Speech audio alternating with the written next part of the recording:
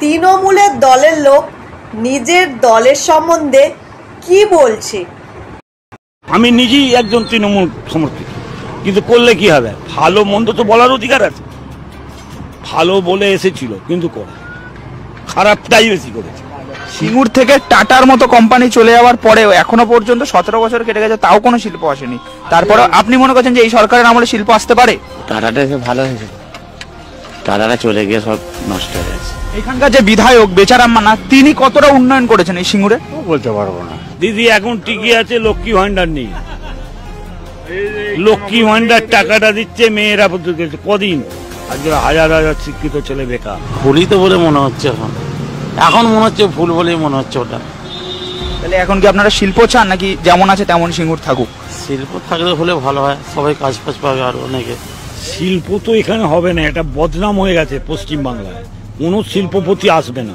নমস্কার, আপনারা দেখছেন হাও, আমি কৌশিক রয়েছি আপনাদের সঙ্গে। আমরা এখন দাঁড়িয়ে আছি সিঙ্গুরে।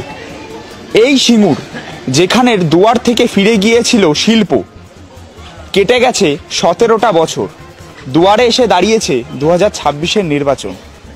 এই সিঙ্গুরেই 2008 এবং 2009 সালে যারা উচ্চ মাধ্যমিক দিয়েছিল, যেই ছেলেমেয়েরা উচ্চ মাধ্যমিক এবং যারা গ্র্যাজুয়েশন পাশ করেছিল, তারা এখন কি করছে এবং এই সিঙ্গুরের বাসিন্দারা যারা আছেন তারা কি সেই শিল্পকে আবার চান, ফিরে পেতে চান, নাকি সিঙ্গুর যেমন আছে তেমনই চলবে, সেটাই সেখানকার বাসিন্দারা চান।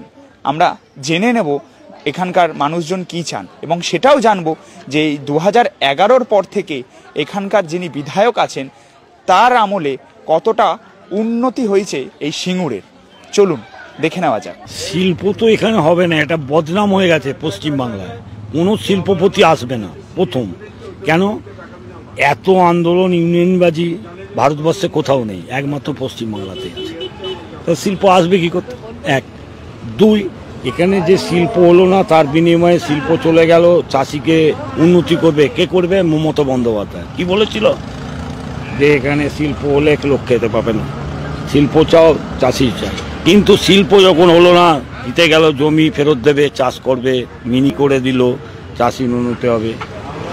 3000 বিঘে জমি নিয়েছে, তার মধ্যে তো 1000 বিঘে চাষ হচ্ছে, তাও জল নেই, তো জমি ঠিক হয়নি আজ পর্যন্ত। কাগজ কলমে বলছে ফিনিশ হয়ে গেছে। আমার নিজেরই 12 বিঘে জমি আছে, 1 বিঘে 2 বিঘে না, 12 বিঘে জমি আছে আমার ফ্যামিলি কার ভাইয়ের। তার মধ্যে আমি 4 বিঘে জমি পেয়েছি, 8 বিঘে জমি পড়ে আছে। তাহলে এদিকে বলছে সব জমি পরিষ্কার হয়ে গেছে। কোথায় পরিষ্কার হয়েছে দিদি দেখে যান। আগে ঠায় আসতো তো, এখন আর আসছে না, কাজ মিটে গেছে তো, আর আসছে না।